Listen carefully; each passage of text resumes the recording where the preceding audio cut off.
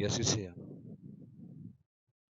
Había un hombre, me contaron, eh, y luego en algunos reportajes en televisión, en algunos programas de Canal Geography, alguno de estos, lo vi, contaban una historia de un hombre en Filipinas que era capaz de sanar a los enfermos solamente poniendo sus manos sobre ellos. Leí esto y incluso, digo, en alguna televisión pude ver cómo a través de poniendo las manos en el cuerpo, hurgando en el estómago, empezaba a salir sangre del estómago simplemente con las manos, sin ningún instrumento, y a través de sacar esa sangre, de sanar, limpiar esa sangre que era limpiada, los pacientes, los enfermos supuestamente eran sanados. Tal era así que gente de todo el mundo iba, gente incluso muy famosa, iba a este médico, a este hombre que hacía estas sanidades, gente famosa, sobre todo gente que tenía problemas serios, pacientes con cáncer, mucha gente con cáncer iba a este hombre, donde le hurgaba con sus manos, sacaba sangre y aparentemente eran sanados. Era tan conocido, era tan importante este personaje, este hombre, que periodistas de todo el mundo iban a verlo. Una vez, dice que fueron unos periodistas, hicieron una cámara oculta, sabéis, ¿verdad? Iban con una cámara escondida, entonces estuvieron grabando todo el ritual que hizo este hombre, toda la manipulación que hacía, lo grabaron. Cuando vieron las imágenes, vieron que este hombre en la mano, en la palma de la mano, llevaba un depósito, algo que cuando él tocaba salía sangre. Es más, los periodistas pudieron tomar muestras de esa supuesta sangre, la llevaron a analizar y vieron, comprobaron, analizándola, que era sangre de cerdo. O sea, no era sangre del individuo, sino era sangre de cerdo. Todo esto, evidentemente, este hombre fue llevado a los tribunales, este hombre fue juzgado, este hombre en un principio fue condenado a la cárcel, pero como era un hombre que había ganado mucho dinero, era un hombre que había invertido mucho dinero, había construido puentes, había ayudado a muchas organizaciones, había dado mucho dinero a gente necesitada, era una persona muy conocida en ese instante, de tal manera que los jueces, por causa de ese bien social que había hecho, determinaron que saliera de la cárcel con el compromiso de que evidentemente no lo volviera a hacer más. Pero este hombre salió de la cárcel con ese compromiso. La pregunta es, ¿cómo es que esas personas que iban a verle eran sanadas? ¿No se os ocurre pensar eso? Porque si evidentemente se descubrió que era una falsedad, ¿qué pasó? ¿Qué pasaba con las personas que fueron sanadas, que tenían evidencias de que eran sanadas? Porque algo tendría que haber ahí. El ser humano, tenemos que saber, el ser humano, Dios lo ha creado para que a través de su propia fe pudiera sanar su propia enfermedad. El ser humano, Dios lo creó para que pudiera auto sanarse a través de su fe, de su convencimiento ante esta realidad. ¿Qué significa eso? Eso significa que no importa cuál sea tu religión, si oras constantemente por tu salud, tú puedes obtener salud. Curioso, pero es así, es así. Compartía este viernes en Albacete que han hecho estudios, hay datos, no recuerdo muy bien los datos exactos, pero muy poco más o menos, se dice que en los cultos de sanidades cristianos, en las iglesias cristianas, todos sabéis que hay cultos donde se hacen cultos de sanidad, donde gente es sanada. Dice que aproximadamente un 25% de esas personas que van a las iglesias, que oran por ellas, que van a esos cultos, que van a esos congresos de sanidades donde se ora por ello, dicen que alrededor de un 25%, más o menos, alrededor de un 25%, se ha comprobado efectivamente que ha habido una obra de sanidad real, que se ha podido testimoniar, se ha podido documentar, que se ha podido comprobar, evidenciar. Pero también es verdad, y esos mismos estudios dicen que hay aproximadamente otro 25% donde personas que asisten a curanderos, personas que asisten a sanadores, a personas que invocan vírgenes, santos, imágenes, estampitas, rituales diversos. Dice que esas personas también, alrededor también de un 25%, también son sanados de una forma real. Es decir, se ha podido comprobar. A mí esto me llamó mucho la atención, que los porcentajes fuesen tan similares, que me llevó a tener esta propia realidad de saber. Es verdad que hay milagros y sanidades que ocurren, es cierto, pero tanto en un campo como en otro.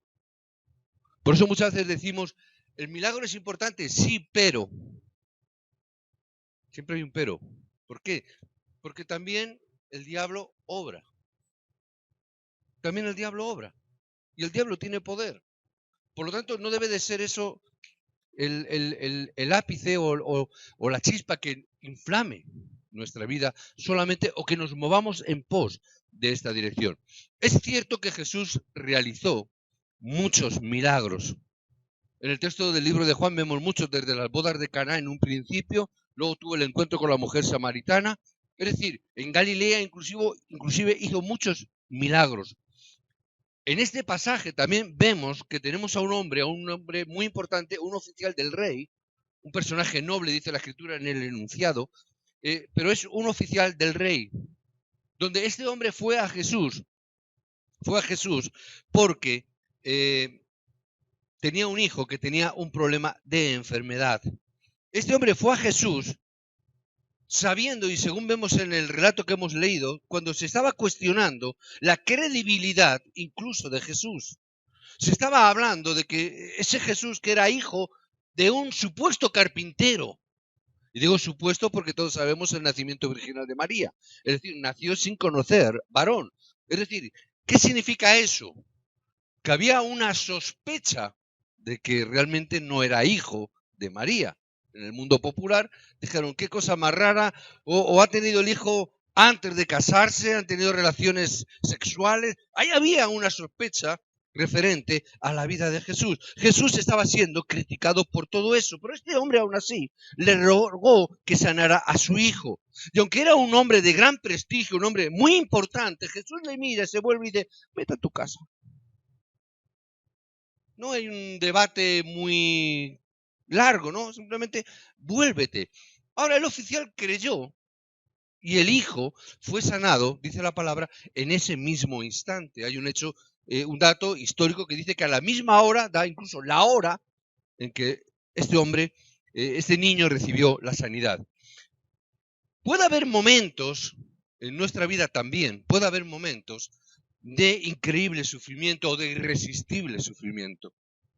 Hay veces en la vida que podemos pasar por circunstancias terribles donde puede haber gran sufrimiento. A veces enfrentamos enfermedades graves, las tenemos. Hay problemas en este sentido. Cuando una persona enfrenta o afronta una enfermedad mortal, el pensamiento cambia. No es lo mismo cuando me duele un poquito la garganta, me duele un poco la cabeza, a decir tiene usted un cáncer. Yo recuerdo, creo que lo compartí aquí, cuando mi propio hermano, le dijeron, tiene usted cáncer. Y mi hermano me lo compartió y me contó la situación, me contó cómo había sido, cómo se lo habían dicho, cómo pasó todo. Cuando empecé a hablar con él, yo noté, mi hermano habla de una forma diferente. Está hablando de una forma distinta. Yo conozco a mi hermano desde que nací, ¿verdad? Son muchos años ya. Pero en ese momento hablaba de forma diferente. Lo que en otras veces eran cosas importantes, hablábamos y decíamos, ya no es tan importante. Problemas que habían ocurrido, veían, y me decía, no, eso no tiene importancia. Esos problemas en la iglesia, que sabes que en las iglesias siempre hay problemas, decía, eso ya no es importante. Me he dado cuenta que eso no es importante. Es decir, cuando afrontas una situación crítica, cuando afrontas un problema crítico, donde realmente hay un gran sufrimiento, nuestros pensamientos cambian. Te das cuenta, las personas más valientes, las personas con más arrojo, pierden el valor y la fuerza cuando son golpeados por el sufrimiento. pierden el valor. Tú ves personas que son, yo me como el mundo, pero cuando viene un problema, el mundo se lo come a él. Pierden la fuerza, pierden todo eso. A personas que pueden ser despedidas de tu trabajo, puede ser. Hoy en día es algo cotidiano, gente está perdiendo el trabajo continuamente. Continuamente estamos hablando de crisis económica. Ayer nos encontramos con un matrimonio y lo primero, ¿qué tal? Bien, hoy cómo están de mal las cosas. Es decir, está ahí, está el debate. Y personas que han sido muy valientes, muy echadas para adelante, como se suele decir en castellano, ¿verdad? Son que sacan pecho como los pollos, ¿no? Que sacan pecho. En estos momentos te das cuenta que pasan de una forma muy inadvertida por causa del problema. Hay gente que se está enfrentando a situaciones de crisis familiar, crisis matrimonial, crisis padres e hijos. Están sufriendo por todo eso. Pero por encima incluso de todo eso, uno de los mayores sufrimientos que pueda haber, uno de los mayores dolores que puede tener una persona es ver cómo tu propio hijo se enfrenta a la muerte. Porque podemos tener problemas, pero cuando tú estás viendo que un hijo tuyo, algo que es carne de tu carne, sangre de tu sangre, está perdiendo la vida, es algo que solamente aquellos que hemos pasado por ese trance podemos entender. Lo que hemos pasado por ese trance y cuando vivimos nosotros mismos, tanto mi esposa como yo, esta situación, pudimos entender a gente que ni el trabajo, ni las crisis económicas eran importantes. Yo recuerdo en aquella época donde pasamos en esta situación, mi esposa y yo recuerdo que incluso dejé el trabajo abandonado. E incluso el jefe de la empresa decía, no puedes seguir esto así. Yo le decía, despídeme, pero yo tengo que estar con mi hijo. Tú haz lo que creas, pero yo no tengo que estar con mi hijo. No importa el trabajo, no importa la economía. Enfrenta situaciones terribles en ese momento. Y a pesar de que el hombre tenía mucho poder, este hombre tenía mucho poder.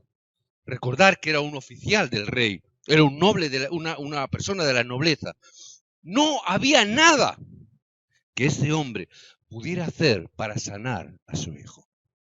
Es más, estaba al lado del rey. Supuestamente aquel que tiene más poder. En España, el rey de España es el que más poder tiene, por lo menos nominalmente. ¿Verdad? Por lo menos nominalmente. Pero alguien que está al lado del rey. ¿Te imaginas? Alguien que está al lado del rey. Y el rey le tiene que decir, mira, no puedo hacer nada por ti. No puedo hacer nada por tu hijo. ¿A quién acudo entonces? Si el propio rey no me puede solucionar este problema. ¿Quién me lo puede solucionar? Es en esos momentos cuando este hombre no estuvo ni siquiera preocupado en lo más mínimo por perder su prestigio. ¿Cómo un hombre de la nobleza puede acercarse a un hijo de un carpintero que está siendo criticado por su propia procedencia, por su propia realidad? ¿Quién es este que a saber quién es el padre? Un hombre que dice, yo que soy un oficial del rey, de un rango superior, puedo caer en ese estado. Cuando un problema o una situación de esta índole viene a tu vida, no te importa perder el prestigio, no te importa perder el trabajo, no te importa perder la economía por causa de tu propio hijo. Los que somos padres creo que entenderéis lo que estoy diciendo, ¿verdad? Los que todavía no lo sois, lo sabréis. Pero podéis haceros idea de esta realidad. Por eso hay tres cosas importantes que tenemos que ver y entender a través de este hombre y de este relato. Lo primero que este hombre entendió, siendo lo que era él, siendo la persona tan importante que él era, él sabía una cosa muy importante. Parece una evidencia, pero a veces tenemos que saberlo.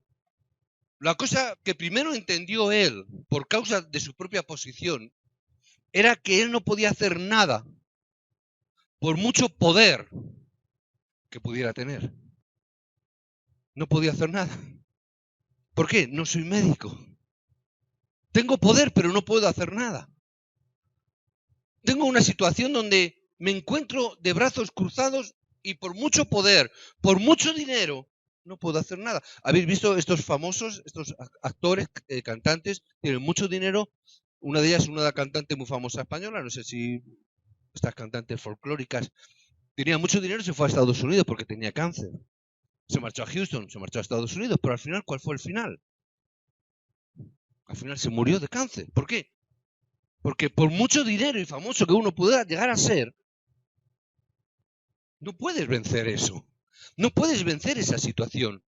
Tú fíjate que este hombre, curiosamente, este hombre, que entendió su debilidad ante esa realidad, fijaros que la palabra que está empleando el texto, cuando está hablando de un oficial del rey, en griego es basílicos.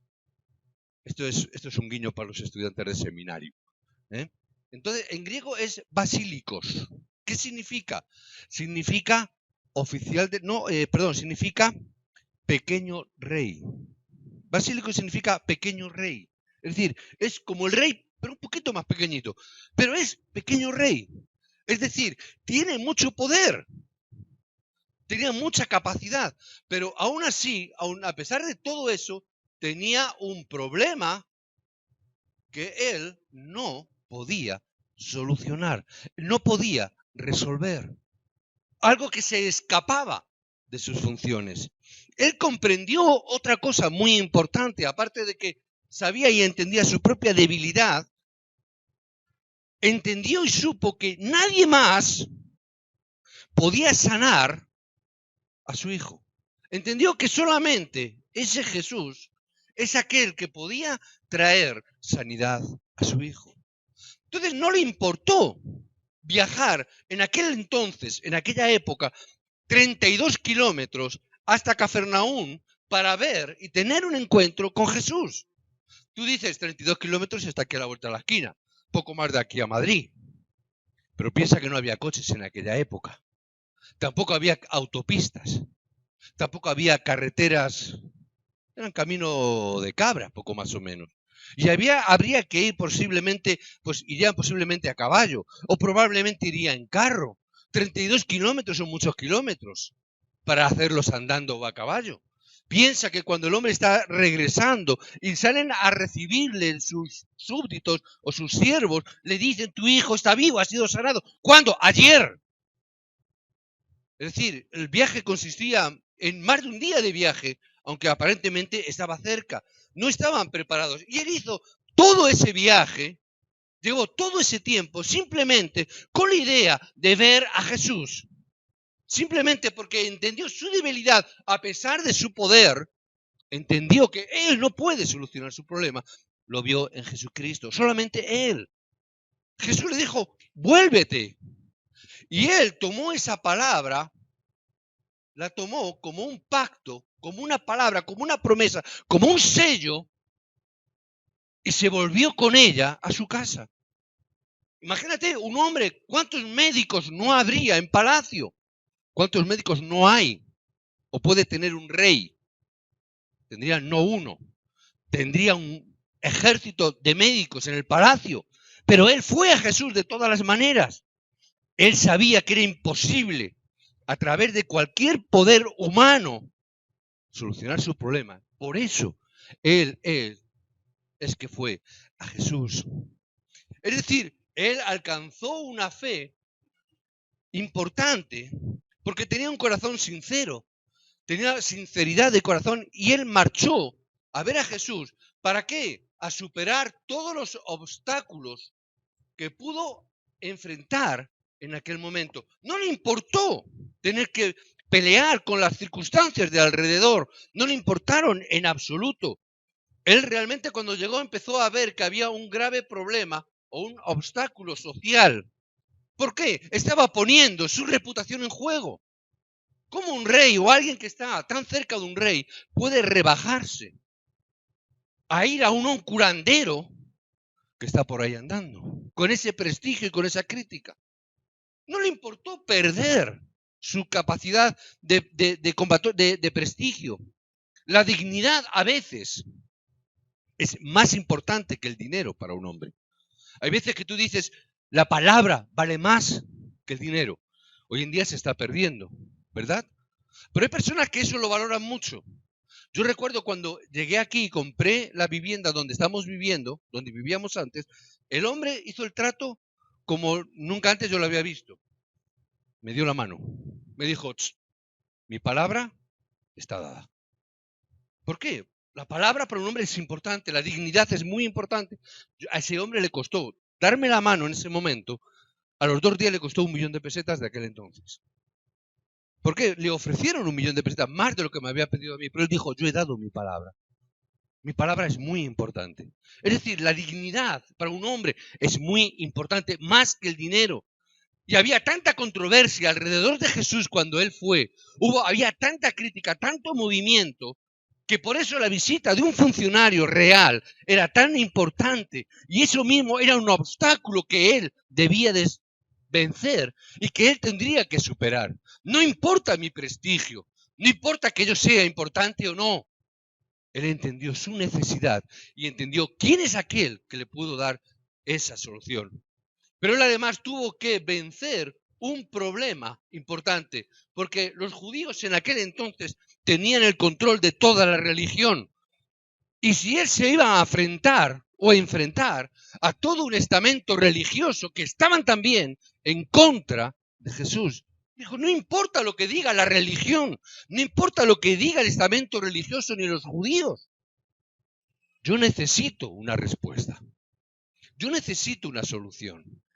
Y si tengo que quitarme el traje y la corbata, si tengo que quitarme la corona, si tengo que quitarme todo, me lo voy a quitar, porque necesito una respuesta. Necesito esa respuesta en mi vida. Cuando él llegó, había mucha gente, es decir, había multitudes de personas alrededor de Jesús, mucha gente a su alrededor. Esto también llegó a ser un obstáculo, porque había que pasar a través de la gente. Y no eran de pedir buenos modales, no era de los de por favor me deja usted pasar. Había que meterse, había que luchar, había que enfrentarse a la gente. Había que hacer cosa, lo que fuera. No importa que me dé vergüenza. Me va a ver toda la gente, no me importa que me vean. Yo tengo que acercarme a Jesús porque tengo una petición que hacerle. No le importó mancharse su ropa con los pobres del camino. No le importó mezclarse con los menesterosos de la sociedad. No le importó que la gente le viera, que los religiosos, los judíos le vieran, que la gente de posición le viera. No le importó nada de eso. Hasta que llegó a Jesús. Pero Jesús es curioso, pero Jesús parece ser que no le dio mucha importancia. Parece que no le dio mucha importancia a este hombre. Cualquiera de nosotros probablemente, si viene una persona importante, enseguida uy, por favor, siéntese usted aquí. Por favor, no molesten a este hombre. ¿Verdad? Pero Jesús dice que no le dio mucha importancia. Simplemente le dijo que se volviera por donde había venido. Vuélvete. ¿Cómo que me vuelva? Me he chupado 32 kilómetros. Me he enfrentado a todos los obstáculos que puedo enfrentarme para llegar hasta ti. Y ahora de pronto me miras y me dices que me vuelva a casa.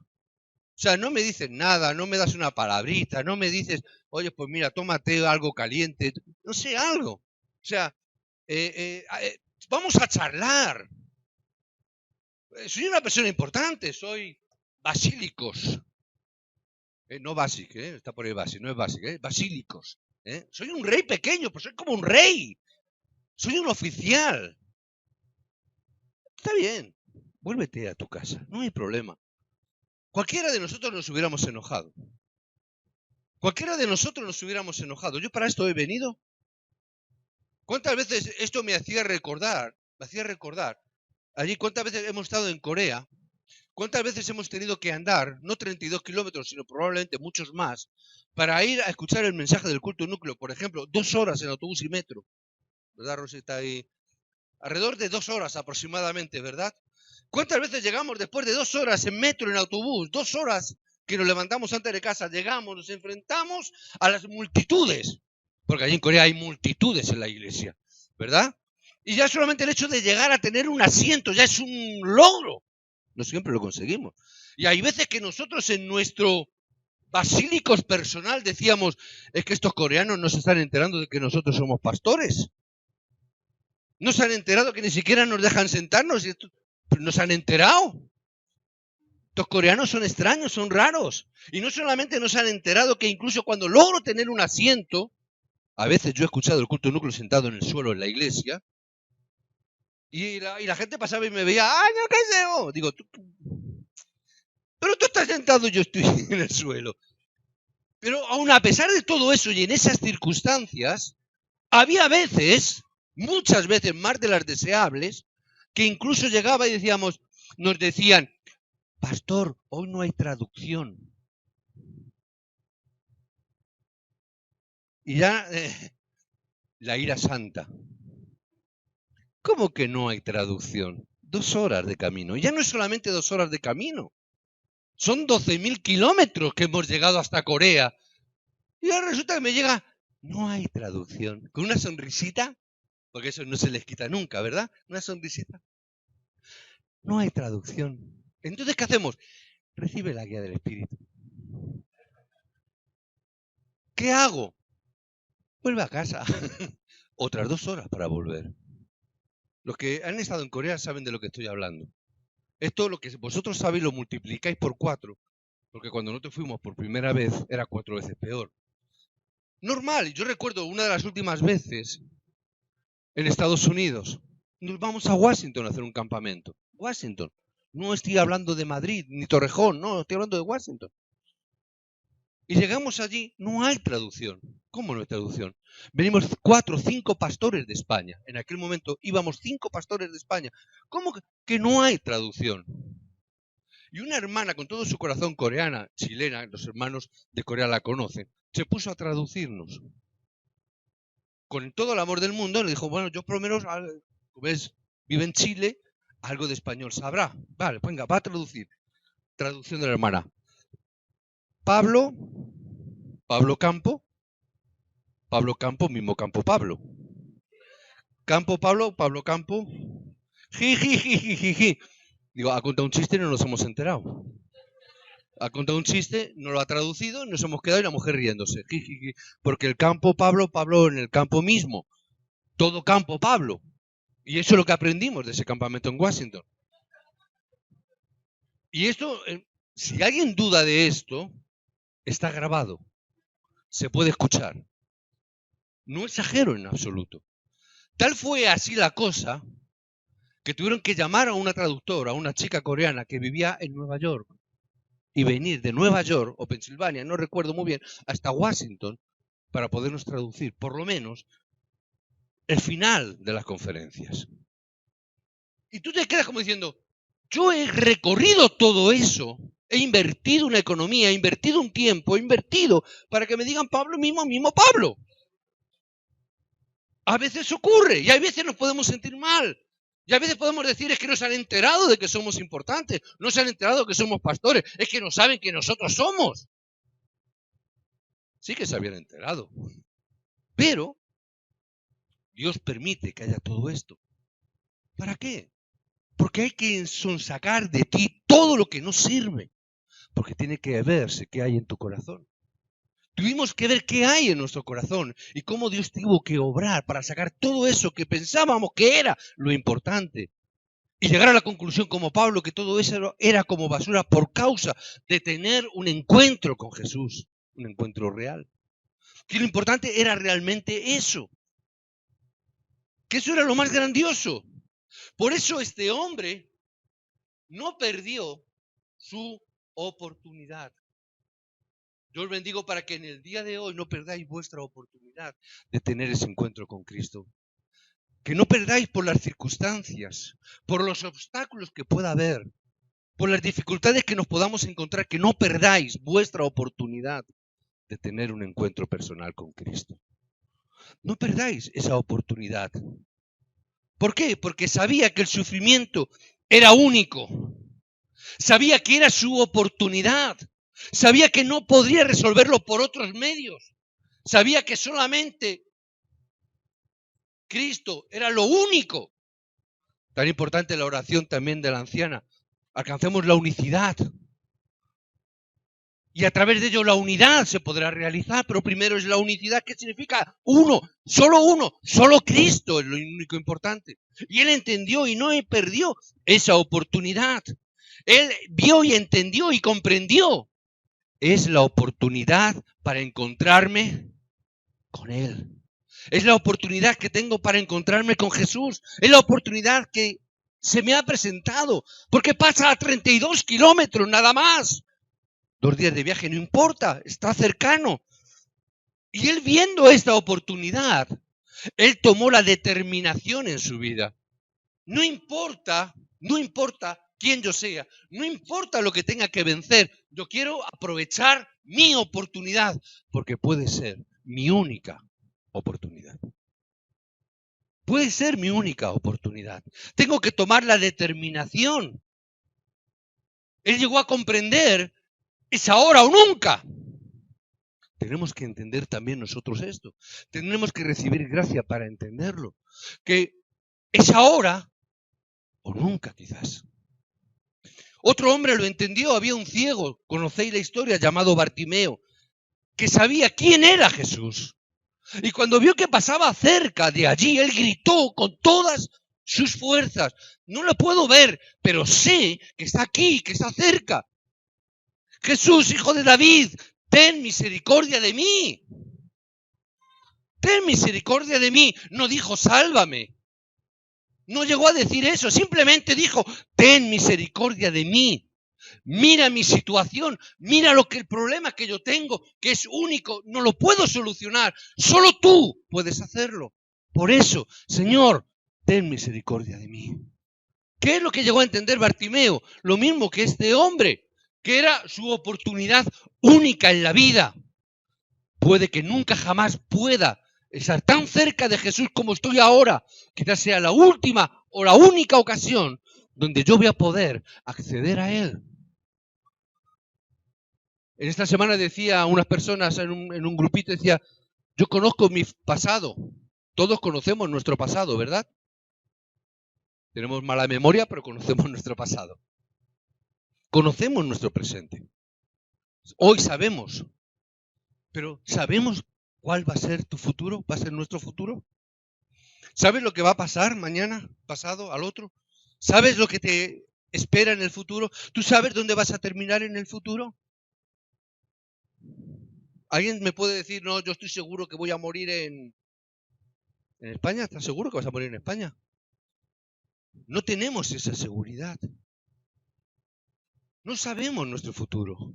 Tengo que aprovechar el momento ahora. Y ahora que tengo a Cristo cerca, ahora que estoy viendo a Cristo, ahora que estoy escuchando el mensaje, ahora es el momento de tomar la determinación.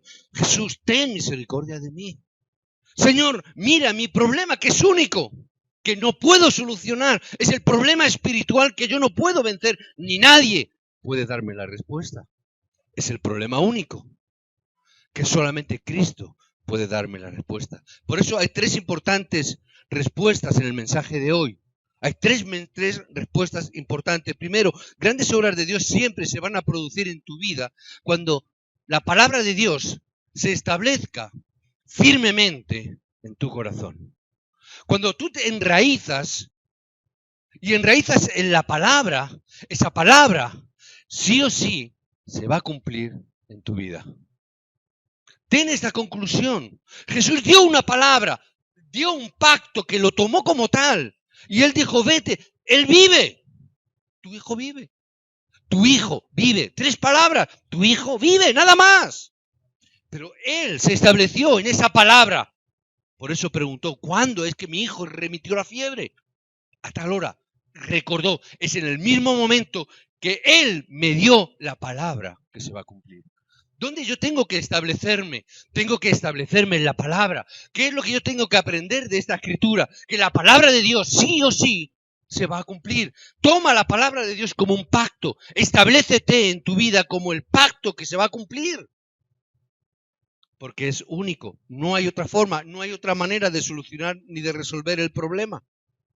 Entendamos esto. ¿Por qué? Porque tan importante es donde tú pongas tus raíces, donde tu corazón enraiza, es lo que va a determinar tu vida. Si tú enraizas en la economía, esa será tu vida. Si enraizas en el problema, eso será tu vida. Si enraizas en la cultura será tu vida. Pero si tu corazón enraiza en la palabra va a cumplirse en tu vida. Va a determinar lo que tú seas. Este hombre se podía haber quedado en su concepto: yo soy tan importante. Se podía haber quedado en la corte del rey. seguir viviendo bien. Pero él determinó enraizar en la palabra que Jesús le dio. Ahí encontró la respuesta.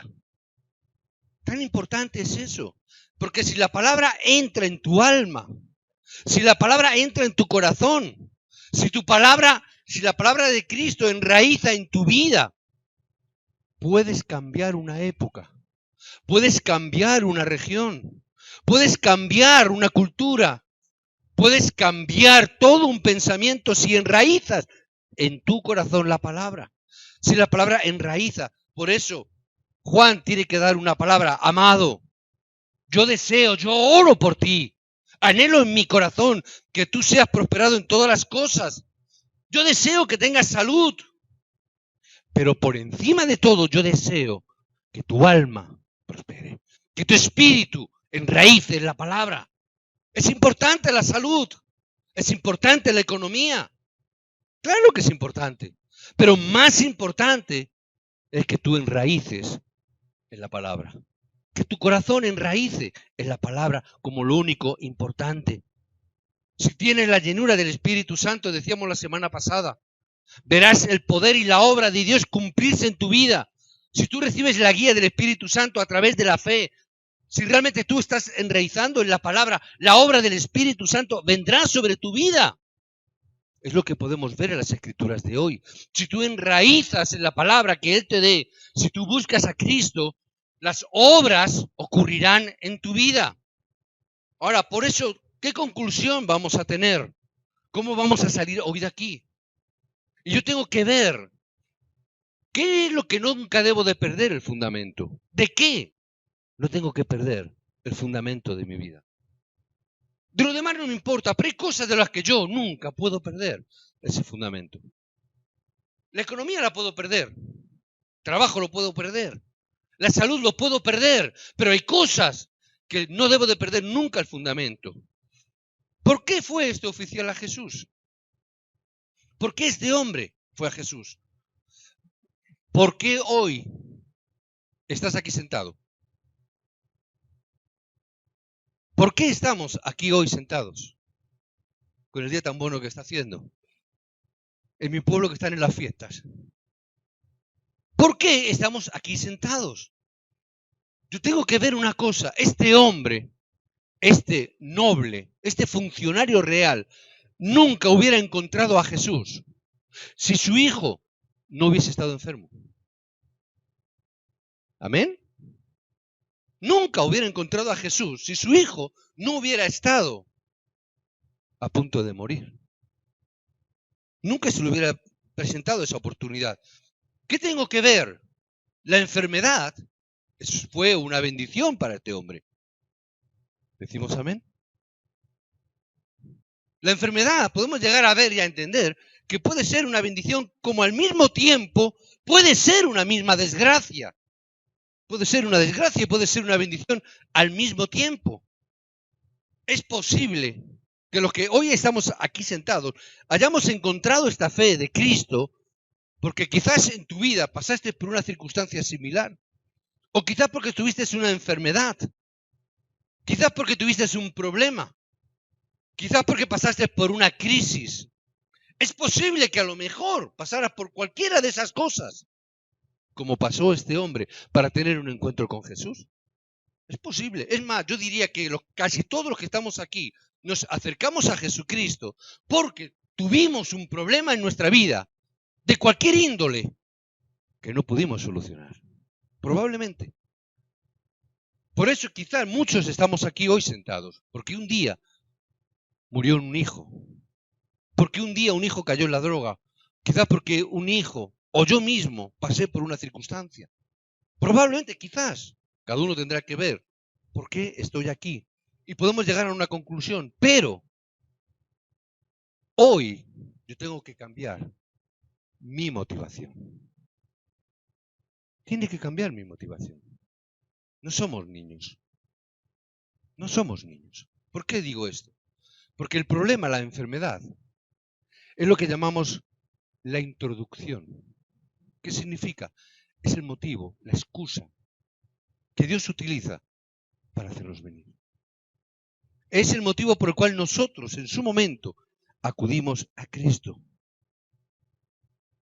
El hombre cuyo nombre no nos fue revelado, este hombre, no sabemos cómo se llamaba, ¿verdad? Quizás no era tan importante saber el nombre. No nos dice el nombre, pero este nombre cuyo nombre no nos ha sido revelado, no cambió su motivo.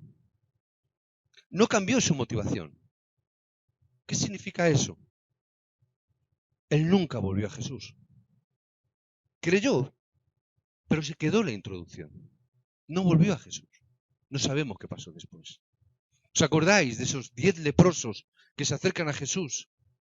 Y Jesús les dice, id hacia el templo para que el sacerdote os dé el visto bueno de que habéis sido sanados. Y marcharon los 10 leprosos y al cabo del tiempo, 2 de ellos, quiero recordar que fueron 2, uno solo, vale, uno solo, mejor todavía, de 10, uno solo volvió a Jesús para decirle, Señor, gracias porque me has sanado. ¿Y Jesús qué le responde? ¿No erais 10? ¿Dónde están los otros 9? ¿Fueron sanados o no fueron sanados? Fueron sanados también. Jesús sanó a los 10. Los 10 probablemente creyeron en Jesús. Me ha sanado como no voy a creer. Menudo milagro. Me ha sanado de la lepra, una enfermedad equiparable al cáncer de hoy. En aquel entonces la enfermedad de la lepra era incurable. Era condena a muerte. No solamente morir, sino toda su vida quedaba condenada al ostracismo. Es decir, estar apartados de la sociedad inclusive. Pero dice que solamente uno volvió. Es decir, solamente uno entendió que lo que él había recibido era simplemente la introducción de lo que había detrás, mucho más importante. A veces nosotros como creyentes nos hemos quedado en la introducción. Yo he venido a la iglesia, yo he venido a Jesús porque tenía un problema, ahora ya he sido sanado, pero tengo que cambiar ahora eso.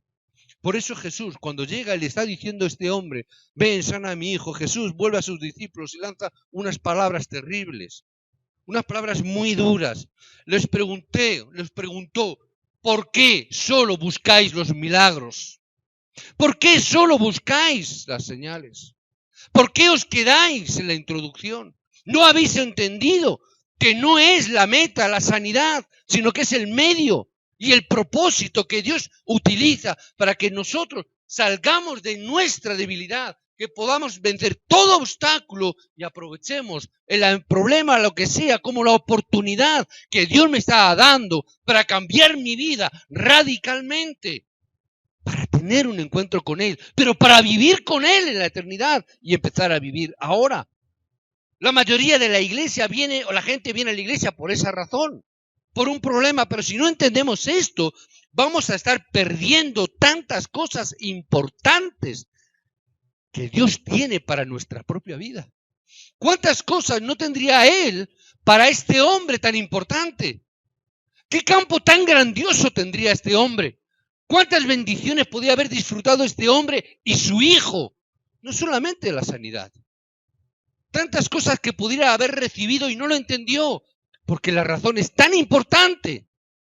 Dios te concede este sufrimiento que hoy tienes, que hoy vives, que hoy sufres, porque quiere sacarte de la oscuridad en la cual estamos viviendo.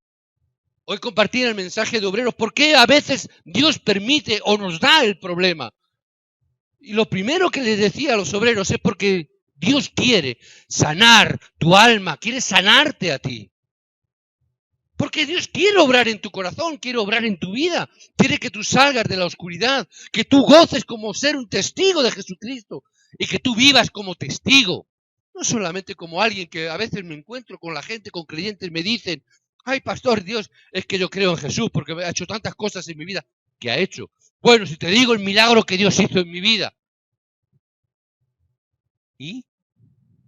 Oye, que hizo un milagro. ¿Y? No me estás diciendo nada nuevo.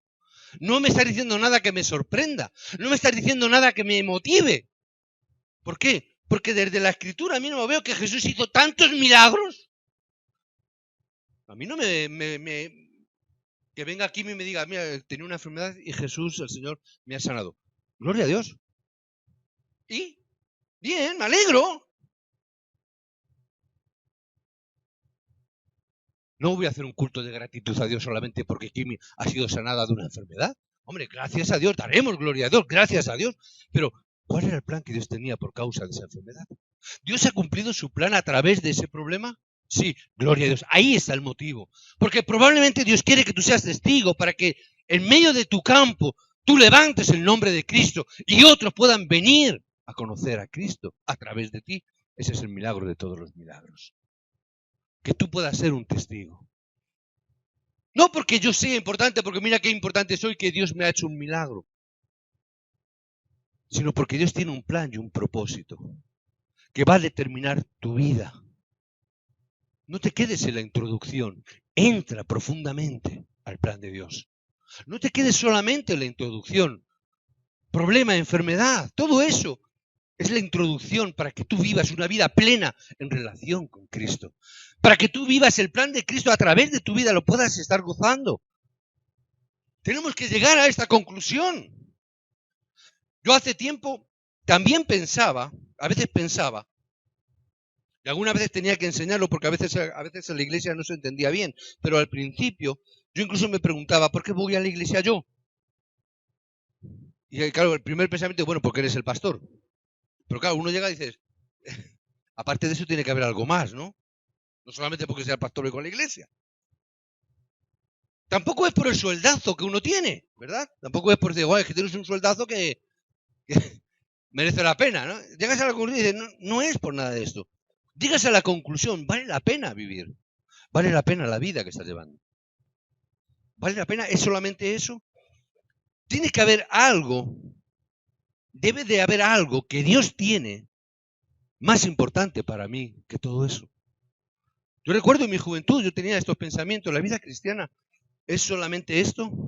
La vida cristiana es, aún a pesar de ver milagros, la vida cristiana solamente se me va a reducir a que yo vaya un domingo a la iglesia, a tener un culto más, menos avivado, agradable, bonito, inspiracional.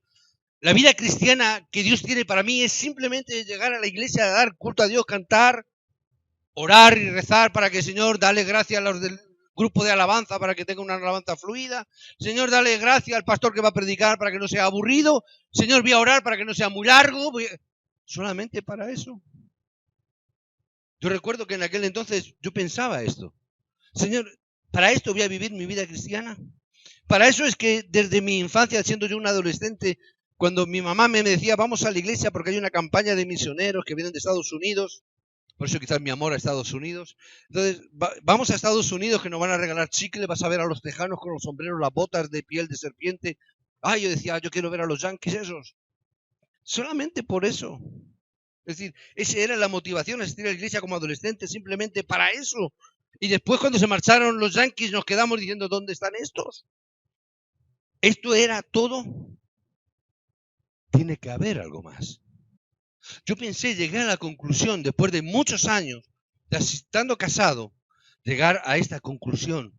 Cuando comprendí que nada funcionaría correctamente si no es a través del Evangelio. Que nada iba a funcionar en mi vida, ni en mi familia, ni en mi matrimonio, si no era porque había una lucecita muy pequeñita dentro de mí que me indicaba este camino. Y yo decía, no sé, no entiendo. Pero sí sé que aquí hay un camino, una dirección que me está haciendo ver que sin este evangelio nada sirve. Que no importa el conocimiento o el poder que una persona pueda llegar a tener. No importa lo muy preparado teológicamente o económicamente que puedas tener.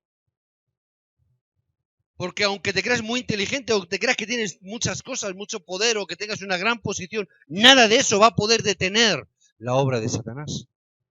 La obra de Satanás no se vence con conocimiento ni se vence con dinero.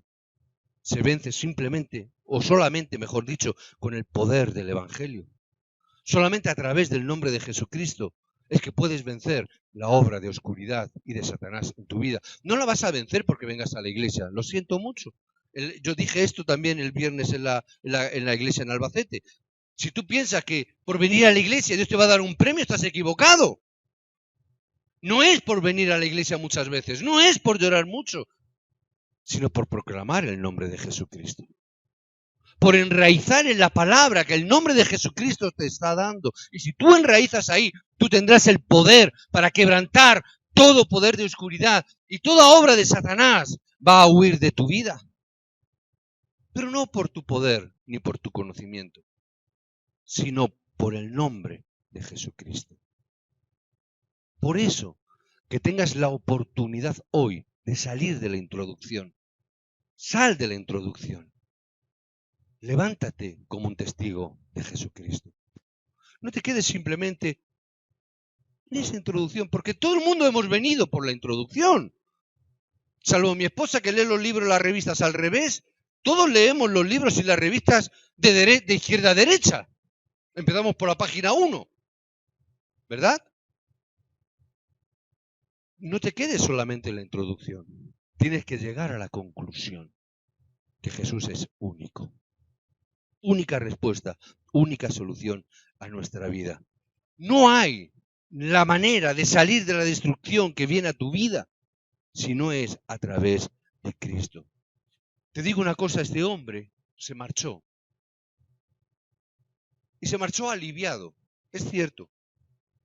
Se sintió muy aliviado cuando le llegaron los siervos de él y le dijeron, tu hijo vive. Tranquilo, hombre. Y yo me imagino a este hombre como diciendo, mi hijo vive. Qué peso se me quita de encima. Qué paz he recibido. Es posible. Este hombre se llevó ese alivio porque su hijo fue sanado. Posiblemente es por eso que casi todos los que fueron sanados por Jesús, que se sintieron aliviados, también huyeron de Jesús cuando Él fue crucificado. ¿Por qué? Posiblemente porque estaban en la introducción nada más. Se quedaron con la introducción. Y por eso vemos cuando Jesús es crucificado, no están los discípulos, no están los Bartimeo, no están los oficiales reales, no están. Cuando Jesús es resucitado, ninguno de los discípulos estaba esperando la resurrección de Jesús. Nadie. Y cuando las mujeres vieron que la tumba estaba vacía y recibieron esa visión de que el Cristo vive y salieron corriendo a decirlo, dijeron, ay, mujeres, mujeres, ¿qué tendrán las mujeres? Que no las creen nunca. No las creyeron. Los dos caminos de Emaús dijeron, no, las mujeres dicen que la tumba estaba vacía, que dicen que vieron. Pero esas son las mujeres. Digo yo que sería por eso. Pero aún así, ninguno de estos hombres pudieron entender. No pudieron salir de la introducción. ¿Cuál es la mayor dificultad que los cristianos están viviendo? ¿Cuál es la mayor dificultad? La mayor dificultad que hoy en día los creyentes hoy en día están viviendo o estamos viviendo es tener respuestas incorrectas. Veo esta realidad. Porque la persona se queda, ¡ay, Dios me ha sanado! Es la respuesta de Dios. Y hay veces que yo me quedo mirando diciendo, que te ha sanado, te ha sanado. Porque si te ha sanado, te ha sanado. Pero que eso sea solo la respuesta de Dios, creo que tienes un problema de título de oración. Creo que no estás teniendo las preguntas correctas y por eso no tienes la respuesta correcta. Probablemente, ¿por qué? Porque nos estamos quedando en la introducción.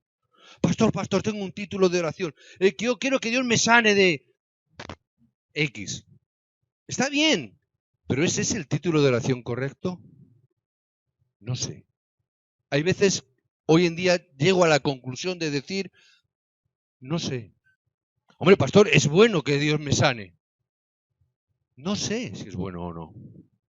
Porque Dios puede sanarte, pero si no entiendes, te vas a quedar en la introducción. No va a servir para nada. Entonces, no sé si el título de oración es correcto. Me tendrías que decir, y en esta semana tuve que hablar con una persona, y tuve que decirle, precisamente esto. No, es que Dios me ha dado respuesta a mi oración, Dios me ha dado una respuesta. Yo le digo, no dudo de las respuestas de Dios en este momento, yo no estoy dudando de eso. Ahora, tendría que ver cuáles son los títulos de oración previos que te han llevado a este punto de oración. Tendría que ver qué has estado orando, qué has estado tú recibiendo para llegar a esta conclusión. Porque llegar a esa conclusión la puede llegar cualquiera. Cualquiera del mundo tiene también ese mismo título de oración. Ay, San Apapurcio bendito, sáname. Virgencita de los no sé qué, sáname. ¿Es así o no? Tienen el mismo título de oración que tú. ¿Significa que Dios va a responder sus oraciones? Ese 25% que van a los chamanes, curanderos, adivinos, sanadores, hijos de Satanás, al fin y al cabo, dámalo como quieras, porque son hijos del diablo, evidentemente no tienen a Cristo. ¿Tú crees que es la respuesta de Dios para ellos? Yo, permitirme que lo dude. No creo que sea la respuesta de Dios. Pero incluso en este otro 25% que a veces se hace en los cultos de milagros y sanidades, etcétera, yo también a veces, lo digo aquí en petit comité, es decir, dudo mucho también que muchos de ese 25% de sanidades sea obra de Dios, por mucho que hayamos orado en el nombre de Dios. ¿Por qué? Porque si no es correcto el título de oración, vas a tener una respuesta incorrecta. Hace no muchos días, o en estos días de atrás, cosas curiosas. No recuerdo muy bien los datos, me quedé simplemente con la enseñanza, me quedé con la reflexión, no con los datos. Pero sí que había un caso de una chica, una joven, que en un accidente o en una situación dramática, ella milagrosamente salvó la vida. Y la gente decía, wow, se ha salvado de milagro, decían. Es la única o la pocos supervivientes que había, se ha librado. Curiosamente, a los 2 meses ocurrió otra tragedia donde esta joven estaba involucrada y falleció. Y yo me quedo diciendo, ¿qué cosas más raras tiene la vida? Claro, no me extraña que luego hagan películas, ¿verdad? Como el punto final es, ¿no? O Destino Final, ¿verdad? Que han hecho ya 3, 4. No me extraña que haya películas de esas. ¿Por qué? Porque veo la realidad y se asemeja mucho. ¡Ay, escapé de la muerte hoy! Recibí sanidad hoy. Idiota, tonto, te vas a morir mañana. O sea, ¿para qué te pones tan contento? Te vas a morir mañana. Pasado al otro. Dale gracias a Dios porque Dios te da la oportunidad de poder salir de tu problema, de tu destino eterno y poder tener la vida eterna. Sal de tu problema. No es que Dios me ha sanado, es que me ha librado. No seas tonto, la muerte está detrás. No la vas a poder vencer. Es tu problema que no puedes solucionar. Tengo que salir de la introducción para llegar a la conclusión que Dios tiene para mi vida. Tengo que salir de esa situación. ¿Qué puede ser más importante que la sanidad de tu propio hijo? Podríamos preguntar en este texto. ¿Qué puede ser más importante, más grande que esa sanidad? Y yo llego a la conclusión, mi conclusión, llego que lo que el funcionario necesitaba, más incluso que la sanidad de su propio hijo, era conocer a Cristo correctamente. Más importante. ¿Por qué? Mi vida, mi experiencia me dice esto. ¿Por qué? Porque Dios me dio una hija y Dios me quitó una hija. Muchos no lo sabían. Matrimonio que fuimos a Albacete se quedó sorprendido, no lo sabía. Digo, sí. Nosotros hemos tenido 3 hijos, uno de ellos falleció. El que está entre medias, de Jonathan y de Miriam, falleció. ¿Qué pasa entonces? Se ha muerto tu hijo, no lo sanó. Oramos, Señor, sánalo, no lo sano. Señor, sana a mi hija. No es ese horario. Entonces, ¿qué hacemos? ¿Y si Dios no sana a tu hijo? ¿Y si Dios no responde a tu oración como tú quieres que Dios responda? ¿Qué pasa si Dios se lleva a tu hijo? ¿Qué pasa si tu matrimonio fracasa? ¿Qué ocurre si me pierdo el trabajo, me desahucian, me quedo en la calle? ¿Qué va a pasar? Entonces dejamos la iglesia, dejamos a Dios, dejamos a Cristo. No hace mucho tiempo me entero, matrimonio de pastores, amigos míos, que han sido amigos, de pronto me entero No, se han divorciado y el pastor, que es el marido, ha dejado la iglesia porque ya no cree en nada. Por eso decía lo del divorcio. ¿Y dónde estábamos? ¿Dónde estábamos? ¿Habíamos entendido realmente quién era Cristo o nos habíamos quedado solamente en la introducción? No, es que Dios ha hecho muchos milagros en mi vida. Digo, sí, pero si luego resulta que por una circunstancia yo no puedo vencer ese problema y ese problema me lleva a perder lo más importante, que es el conocimiento de Cristo, ¿de qué te valen los milagros? ¿De qué importa que tu hijo sea sanado físicamente si tu hijo se va a condenar en la eternidad? Dice la palabra que qué más da, que es preferible entrar en el reino de los cielos cojo porque te amputen una pierna que entrar con las dos piernas al infierno. No importa que entres manco al reino de los cielos. Más importante, mejor es entrar manco al reino de los cielos que no con los dos brazos caer en los brazos de Satanás. Es más importante que tú llegues a morir de hambre porque no tienes nada, pero entrar en el reino de los cielos. Y David entendió esta palabra y decía, es mucho más importante un trozo de pan en la puerta de la casa de mi padre que una comilona, un palacio que yo pueda estar viviendo. Prefiero, aunque sea un trozo de pan, pero con la paz de estar en la casa de mi padre. ¿Qué más da? Si me muero de hambre, pues te mueres de hambre. Si hay algo que de morir, vas a morir con una bonita figura. No es eso lo importante, eso solamente es la introducción de tu vida. No te quedes en esa introducción de tu vida. Entra a disfrutar de todo lo que significa la palabra Cristo. ¿Qué significa la palabra Cristo? Una definición, una palabra. Cristo es todo. No compliquemos las cosas. Podemos decir muchas otras cosas, pero hoy tenemos que llegar a esta simple conclusión. Cristo es todo. Cristo es todo. Jesús dijo, quien pone a padre, madre, hijo o hija delante de mí, no es digno de mí. ¿Por qué lo diría Jesús? Como dicen por ahí lo dejo. ¿Verdad? ¿Por qué diría eso? No nos quedemos en la introducción, entremos en la conclusión perfecta. ¿Qué es más importante? Enraiza en la palabra. No enraíces en los sentimientos, en otra cosa, enraiza en la palabra. La palabra es viva y eficaz incluso en el tiempo actual en el que estamos viviendo en el día de hoy.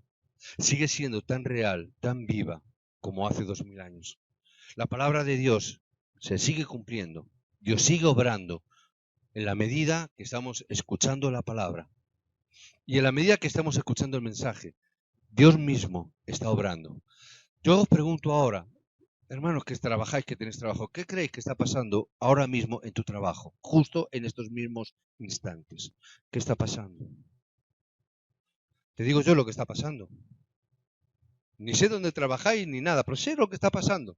Sé que en la medida que vosotros estéis escuchando la palabra y enraizando la palabra, sé que Dios está obrando en vuestro trabajo. Sé que Dios está obrando en vuestra familia. Créelo. Ten fe, créelo en el nombre de Jesucristo. Yo os digo, creer en esta palabra. Dios puede obrar en vuestra familia. Dios puede obrar en vuestro trabajo. Dios obra en vuestra vida mientras que estáis simplemente ahí sentados más o menos cómodamente escuchando la palabra. ¿Por qué? Porque la palabra es viva, es eficaz. La palabra está obrando. Simplemente por el hecho de que estoy escuchando, por el hecho que estoy vivenciando esa palabra, la estoy digiriendo, Dios está obrando. Por eso tan importante. Por eso es tan importante cuando yo entré en el pastorado y los creyentes me decían la vida cristiana es complicada, difícil. El evangelismo es difícil. Es complicado. Yo decía, es verdad, tenéis razón, es difícil. Yo era el primero que lo decía, hasta que pude llegar a entender y comprender el Evangelio. Y por eso cuando descubrimos las cartas del Evangelio que el pastor Río compartía, y yo decía, gracias Padre, porque a través de esta palabra estamos entendiendo que esta es la respuesta y la ayuda que realmente el creyente en el mundo entero está necesitando escuchar.